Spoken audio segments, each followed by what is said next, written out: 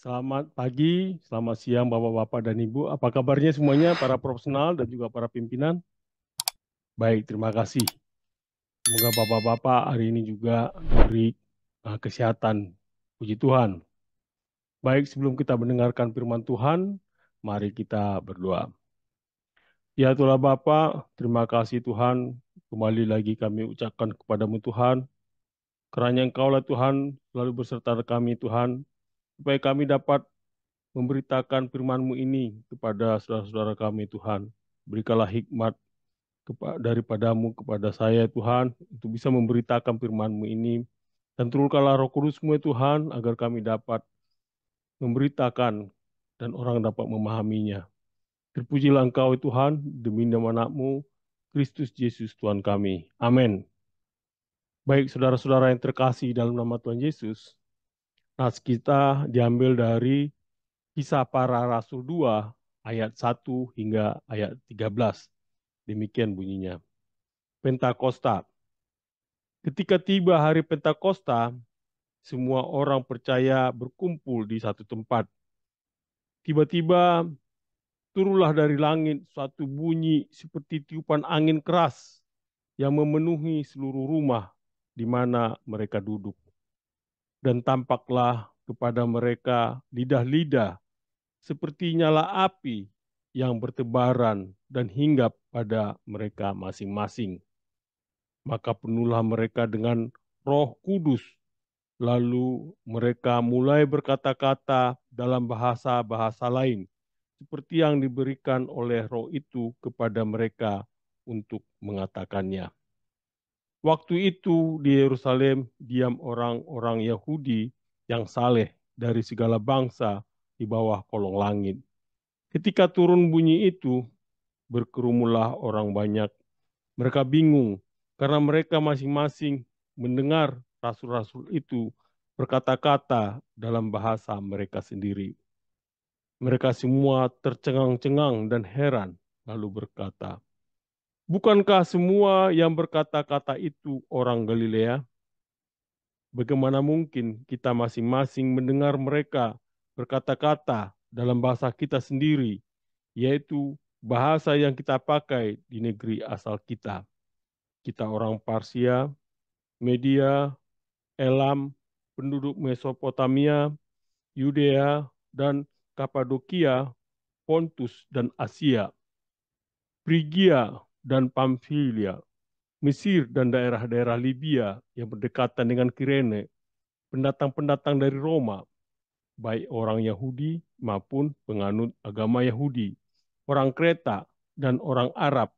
Kita mendengar mereka berkata-kata dalam bahasa kita sendiri tentang perbuatan-perbuatan besar yang dilakukan Allah. Mereka semuanya tercengang-cengang dan sangat termangu-mangu sambil berkata seorang kepada yang lain, "Apakah artinya ini?" Tapi orang lain menyindir mereka. Mereka sedang mabuk oleh anggur manis. Demikianlah firman Tuhan. Berbahagialah yang mendengarnya dan memeliharanya. Amin. Saudara-saudara yang terkasih dalam nama Tuhan Yesus, dalam nas ini pada hari Pentakosta ini, Bapak-bapak sebagai para pemimpin maupun sebagai profesional, di sini ada pertanyaan yaitu di mana ketika Bapak seorang pemimpin, apakah Bapak-bapak memiliki kepemimpinan yang berpusat pada tujuan dan siap menghadapi tantangan dan kritik? Nah, saya mengambil contoh salah satu figur yang paling terkenal di dunia teknologi dan inovasi, serta yang memiliki kepemimpinan yang berpusat pada tujuan dan siap menghadapi tantangan itu dan kritik. Kita itu salah satunya adalah yang kita kenal namanya adalah Elon Musk. Nah, Elon Musk lahir pada tanggal 28 Juni 1971 di Pretoria, Afrika Selatan. Nah, dari usia muda, Musk menunjukkan minat yang kuat terhadap komputer dan teknologi. Dia mengajarkan dirinya sendiri pemrograman komputer pada usia 12 tahun. Dia berhasil menjual kode sumber permainan yang ia buat sendiri yang bernama Blastar dan dia jual $500. Kemudian, Mas pindah ke Kanada pada usia 17 tahun untuk menghindari wajib militer di Afrika Selatan. Dan kemudian memperoleh kewarganegaraan Kanada melalui ibunya yang lahir di Kanada. Dia menghadiri Queen's University di Ontario sebelum pindah ke University of Pennsylvania di Amerika Serikat, di mana dia meraih 2 gelar bachelor, satu di bidang fisika, yaitu dari College of Arts and Sciences, dan satu lagi di bidang ekonomi dari Wharton School. Nah, setelah lulus, Mas melanjutkan studinya ke Stanford University di California untuk mengikuti program PhD di bidang fisika terapan maupun ilmu material. Namun, dia meninggalkan Stanford hanya 2 hari setelah program dimulai. Dan dia meninggalkannya untuk mengejar peluang di bidang bisnis dan teknologi, terutama di internet dan juga hal-hal yang mengenai keterbaruan. Karir awalnya dimulai pada Zip2, yaitu sebuah perusahaan yang menyediakan peta dan direktori bisnis untuk koran online. Nah, pada tahun 1999, Compaq mengakuisisi Zip2 dengan harga sekitar 307 juta dolar. Nah, setelah itu, Mas mendirikan X.com, yaitu sebuah perusahaan layanan keuangan online dan pembayaran elektronik, yang kemudian menjadi PayPal dan diakuisisi oleh eBay pada tahun 2002 seharga 1,5 miliar dolar dalam saham. Dengan modal dan penjualan PayPal, Musk melanjutkan untuk mendirikan SpaceX pada tahun 2002 dengan tujuan untuk mengurangi biaya transportasi ke luar angkasa yang pada akhirnya dapat memfasilitasi kolonisasi Mars. Tahun 2004, Mas bergabung dengan Tesla Motors Inc. Sekarang namanya Tesla Inc. Sebagai chairman dari Dewan dan kemudian menjadi CEO dan arsitek produk. Di Tesla, dia terlibat dalam pengembangan mobil listrik yang berkelanjutan dan efisien. Nah, selain di SpaceX dan Tesla, Mas juga terlibat dalam proyek lain seperti Solar City, yaitu perusahaan solusi energi terbarukan yang kemudian diakuisisi oleh Tesla. Juga Hyperloop, yaitu konsep transportasi berkecepatan tinggi. Dan Neuralink, itu perusahaan yang mengembangkan interface otak dengan komputer. Nah, kepemimpinan Elon Musk ditandai dengan visi futuristiknya, ketekunan dalam menghadapi tantangan teknis dan finansial, serta kemampuan untuk menginspirasi tim dan investor. Pendekatannya seringkali bersifat disruptif dan penuh dengan ambisi yang tinggi, menargetkan transformasi besar-besaran di berbagai sektor yang berpengaruh pada kemajuan teknologi dan keberlanjutan. Lalu dari apa yang kita bisa pelajari dari Elon Musk ini, prinsip-prinsip kepemimpinan apa yang kita pelajari dari Elon Musk ini ada 6. Yang pertama adalah prinsip fokus pada visi besar. Nah, di sini Elon Musk selalu menekankan pentingnya memiliki visi yang besar dan menantang. Nah, bagi Elon Musk, visi itu haruslah transformatif dan mampu mengubah paradigma industri atau bahkan masyarakat secara keseluruhan. Nah, contohnya visi SpaceX untuk membuat kehidupan multiplanet menjadi kenyataan atau visi Tesla untuk mempercepat transisi dunia ke energi berkelanjutan. Hal yang kedua, prinsip kedua adalah berani mengambil risiko. Elon Musk dikenal tidak takut untuk mengambil risiko besar. Dia telah menginvestasikan kekayaan pribadinya ke dalam proyek-proyeknya yang berisiko tinggi, yaitu menunjukkan tingkat komitmen yang jarang terlihat di kalangan eksekutif tingkat tinggi. Dia percaya bahwa untuk mencapai sesuatu yang belum pernah dicapai sebelumnya, seseorang harus berani melakukan hal yang belum pernah dilakukan sebelumnya. Yang ketiga adalah berorientasi pada solusi.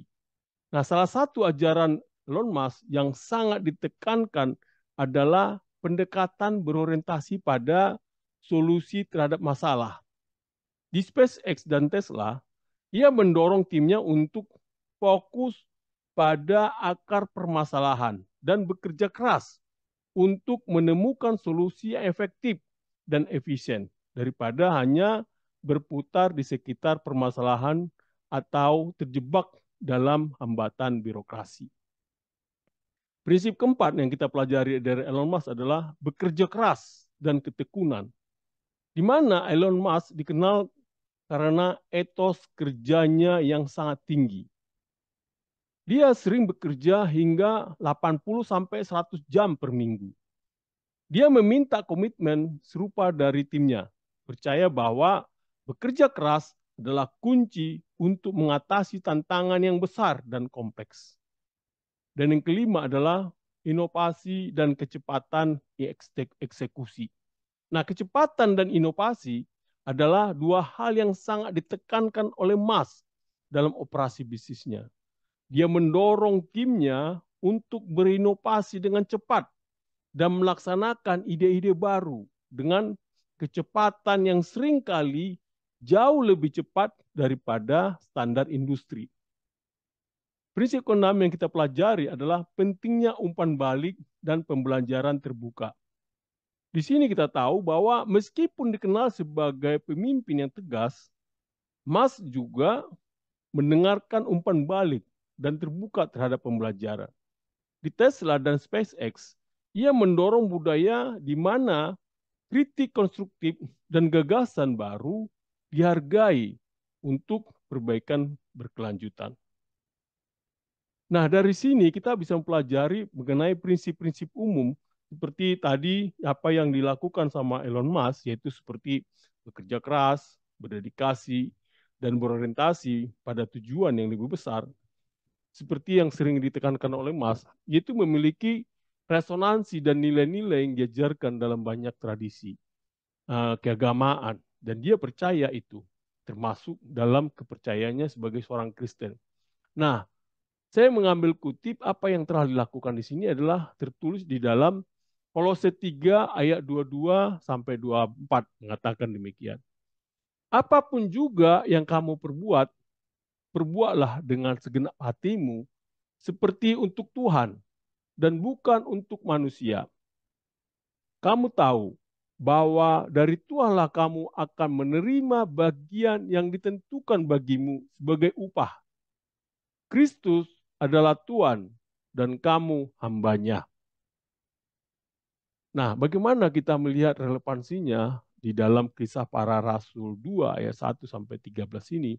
Kita bisa mempelajari bahwa ini adalah bagian dari hal yang penting di dalam perjanjian baru, di mana kisah para rasul ini ditulis oleh Lukas.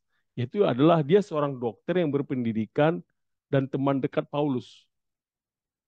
Nah, kisah para rasul ini secara khusus mendokumentasikan peristiwa Pentakosta, yaitu turunnya Roh Kudus kepada para rasul dan murid-murid Yesus.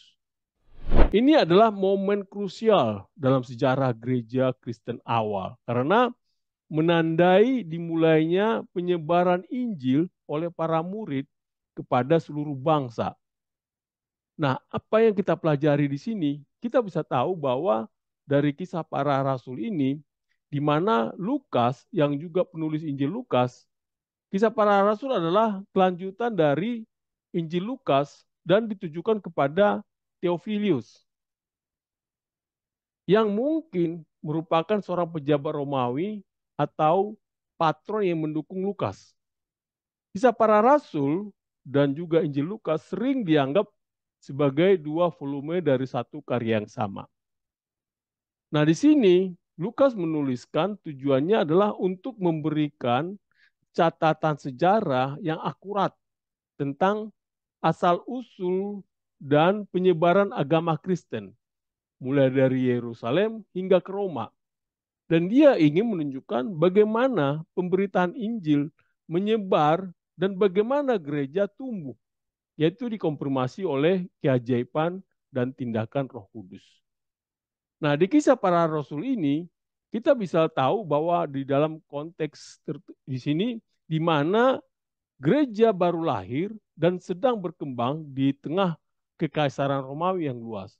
Di sini Lukas menyajikan kisah ini untuk meneguhkan iman pembaca dan pemeluk baru, serta untuk membuktikan keautentikan dan kesinambungan peran Yesus sebagai gereja, sebagai tubuh gerejanya.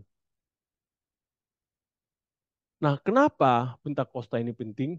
Kita tahu bahwa Yesus telah menjanjikan kepada para pengikutnya bahwa ia akan mengirim penolong, yaitu Roh Kudus. Kita bisa baca di Yohanes 14 ayat 16 sampai 17. Pentakosta menandai pemenuhan janji ini. Dan ini adalah dengan adanya turunnya Roh Kudus, yaitu dalam bentuk lidah seperti api, dan memungkinkan para murid berbicara dalam bahasa-bahasa yang berbeda, ini melambangkan kuasa ilahi dan persetujuan terhadap misi mereka. Dengan kemampuan berbicara dalam bahasa yang berbeda, hal ini menandakan bahwa Injil ditujukan untuk semua bangsa dan suku, melintasi hambatan linguistik dan budaya. Nah, kita juga mempelajari di sini bagaimana Lukas menggunakan gaya naratif yang jelas dan terstruktur. Dia sering menyertakan detail-detail geografis, nama-nama, dan juga konteks politik untuk meningkatkan keakuratan historis. Juga di sini kita bisa pelajari bagaimana Lukas membagi peristiwa-peristiwa penting menjadi bagian yang mudah dipahami. Seringkali memulai dengan pengenalan yang menarik perhatian dan mengakhiri dengan poin yang menggugah pikiran atau mengarah pada peristiwa berikutnya. Di sini juga Lukas menggunakan bahasa Yunani yang baik dan cenderung lebih formal, namun tetap bisa diakses oleh banyak pembacanya, baik Yahudi maupun non-Yahudi. Bagaimana Bapak-Bapak sebagai seorang profesional maupun seorang pimpinan perusahaan melihat hal ini? Apa relevansinya? Nah, relevansinya adalah kita pelajari di sini adanya inovasi dan adaptasi, yaitu Pentakosta menunjukkan sebuah momen transformasi radikal di mana para pengikut Yesus menerima kemampuan baru, yaitu berbahasa-bahasa asing, yang secara langsung mempengaruhi cara mereka berkomunikasi dan berinteraksi. Ini relevansi bagi pemimpin perusahaan harus mengadaptasi dan mengadopsi inovasi untuk tetap relevan dan kompetitif.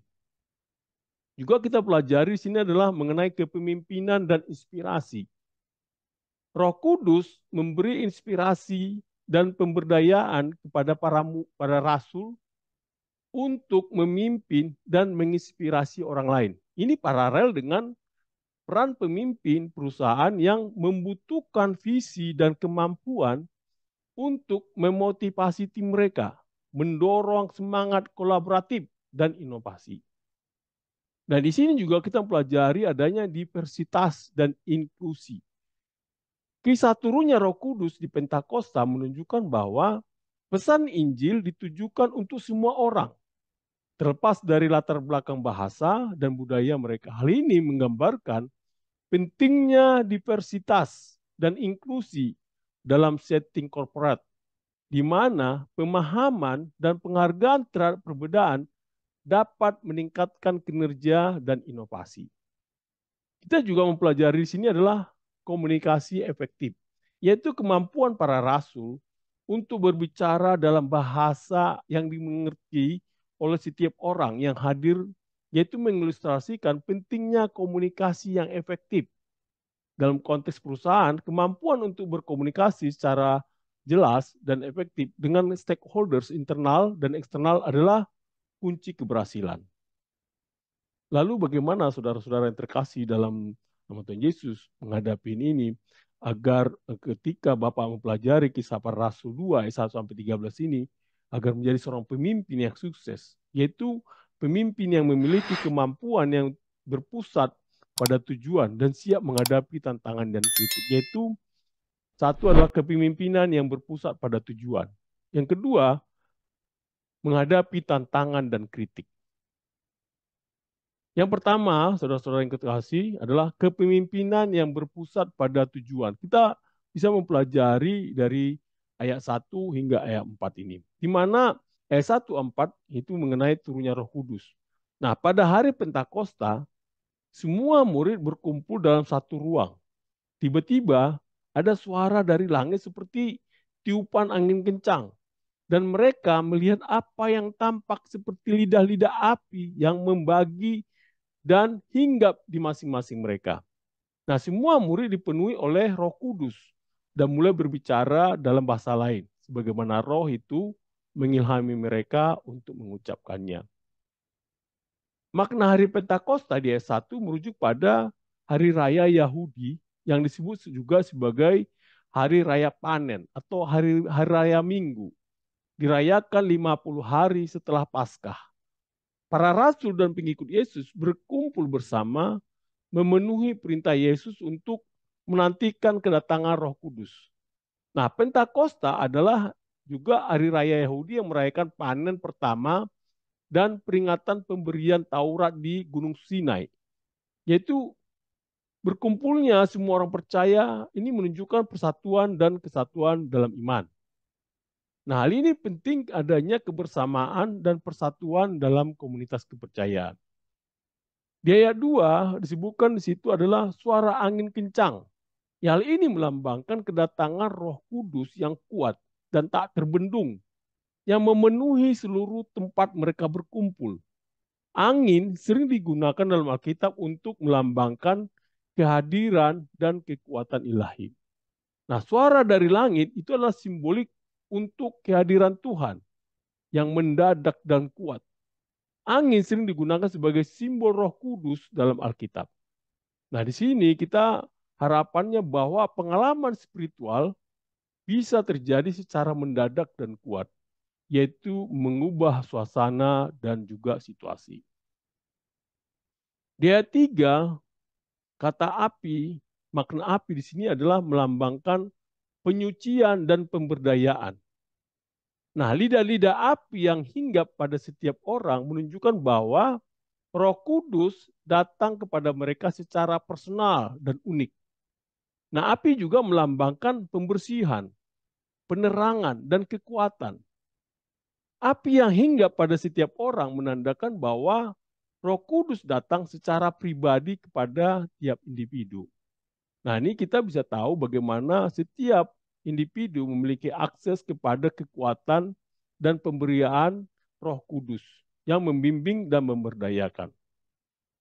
Di ayat 4, makna Roh Kudus itu memberi para rasul kemampuan untuk berbicara dalam bahasa-bahasa yang berbeda, yang merupakan tanda bahwa Injil Kristus ditujukan untuk semua bangsa dan suku. Ini juga merupakan pemenuhan nubuat bahwa Injil akan diwartakan ke seluruh dunia. Nah, berbicara dalam bahasa lain, ini menunjukkan kemampuan supernatural yang diberikan oleh Roh Kudus untuk berkomunikasi melampaui batas linguistik dan budaya. Dan ini kita bisa mengetahui bahwa bagaimana Roh Kudus memberi kemampuan kepada umat percaya untuk menjangkau dan berkomunikasi dengan berbagai latar belakang yang berbeda. Lalu bagaimana kita bisa mempelajari di kisah para rasul ini? Poin-poin apa yang kita bisa pelajari sini?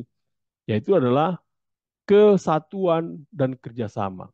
Nah, di ayat 1 kita mempelajari ini menyatakan bahwa semua murid berkumpul dalam satu tempat dan satu pikiran. Ini menekankan pentingnya kesatuan dan kerjasama dalam mencapai tujuan bersama.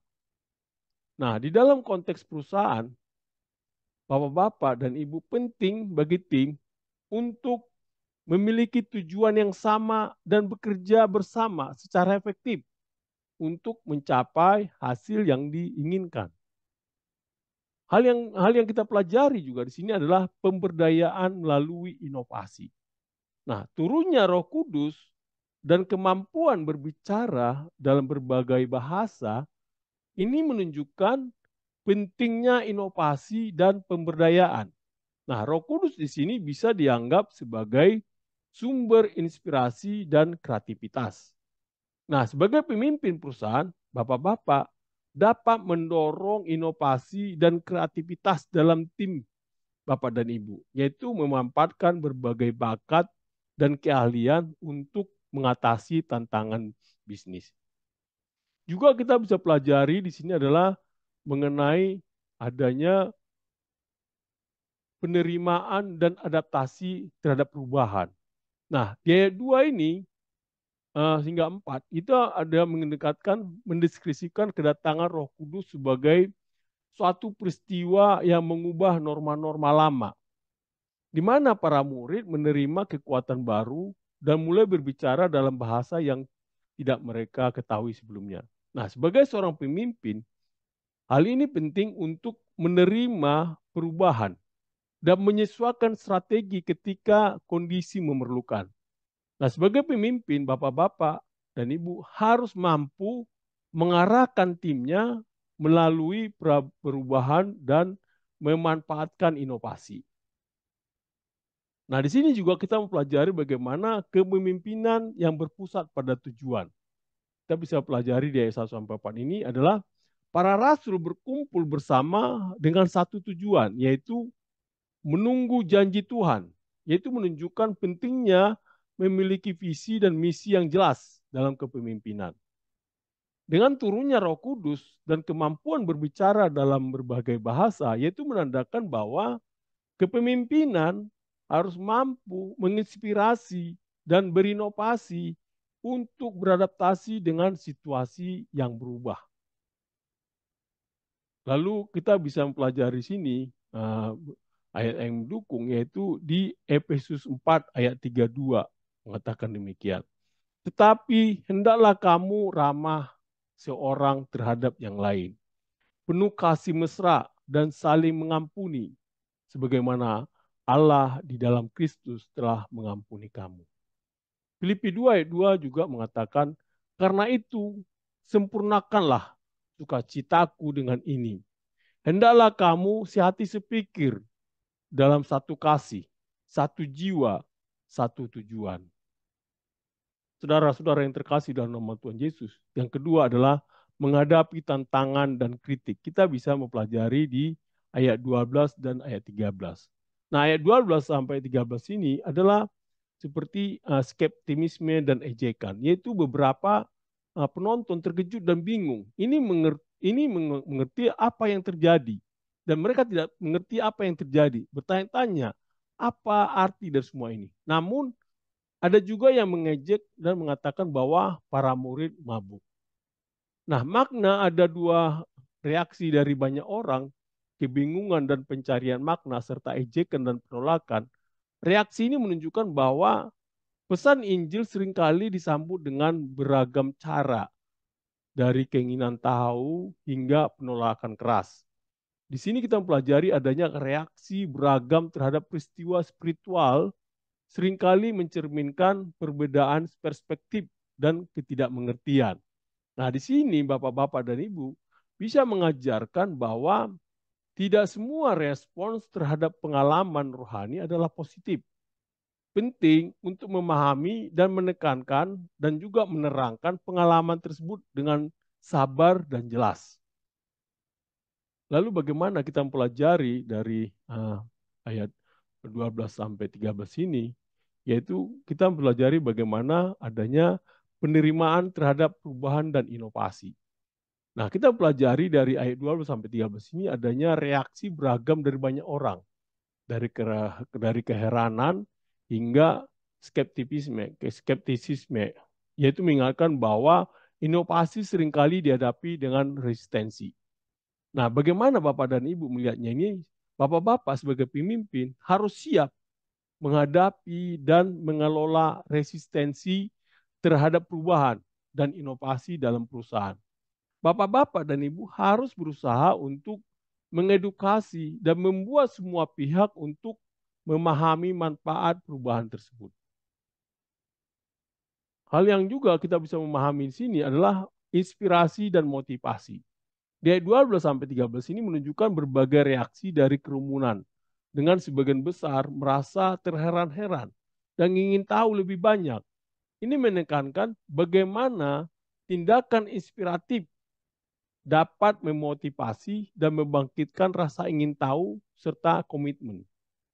Nah, sebagai seorang pemimpin maupun seorang profesional, Bapak dan Ibu, harus bisa menginspirasi timnya, menyulut semangat inovasi dan komitmen terhadap misi perusahaan, yaitu menjadi pemimpin yang dapat memberi motivasi akan membawa dampak besar pada kinerja dan loyalitas tim.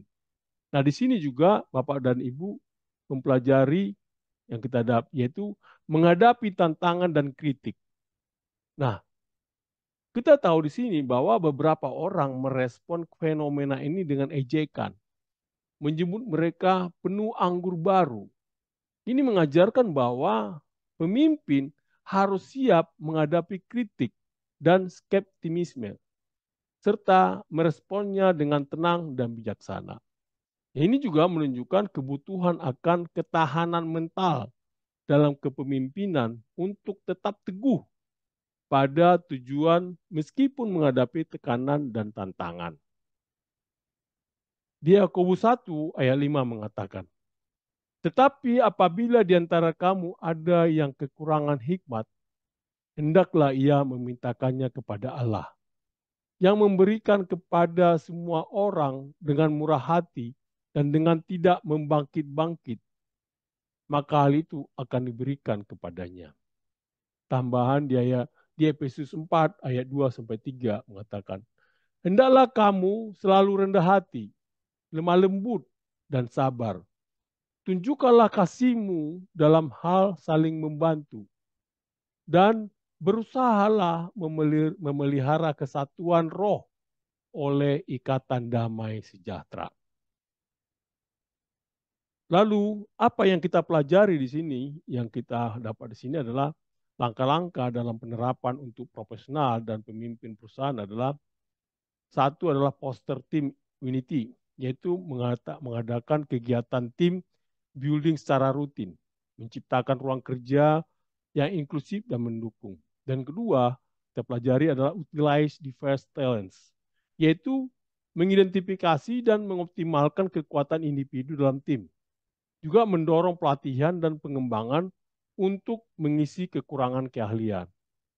Dan ketiga, kita pelajari di sini adalah improve communication skills, yaitu melatih kemampuan komunikasi lintas budaya dan adaptasi gaya komunikasi sesuai dengan audiens, yaitu menggunakan teknologi untuk memastikan komunikasi yang efektif dan inklusif.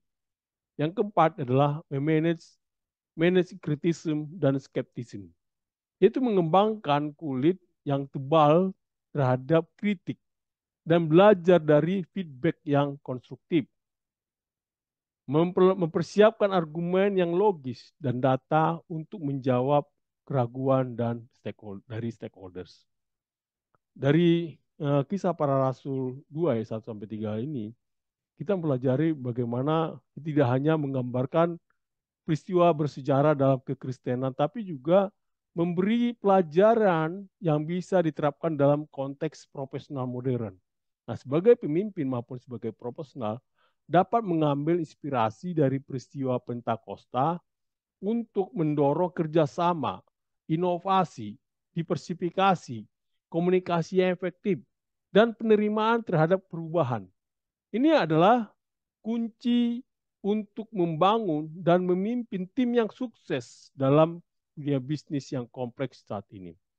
Dengan menerapkan prinsip-prinsip ini, Bapak-Bapak sebagai profesional maupun sebagai pemimpin perusahaan dapat membentuk tim yang kuat dan fleksibel, mampu berkomunikasi secara efektif, dan merespons dinamika bisnis serta tantangan dengan strategi dan inovatif. Stay profesional. Amin. Ya Tuhan Bapak, terima kasih Tuhan, kami sudah mendengarkan firman-Mu Tuhan. Ajari kami Tuhan, supaya kami dapat memahami firman-Mu ini Tuhan. Turunkanlah Roh Kudus-Mu yang memberikan hikmat kepada kami Tuhan, supaya kami dapat melaksanakannya ya Tuhan dalam kehidupan kami sehari-hari. Ajari kami Tuhan, supaya kami selalu setia, dalam setia sekata, dalam tim kami ya Tuhan, dan juga selalu memberikan inovasi buat perusahaan kami. Terimalah doa ini Tuhan, demi nama Anakmu, Kristus Yesus Tuhan kami. Amin.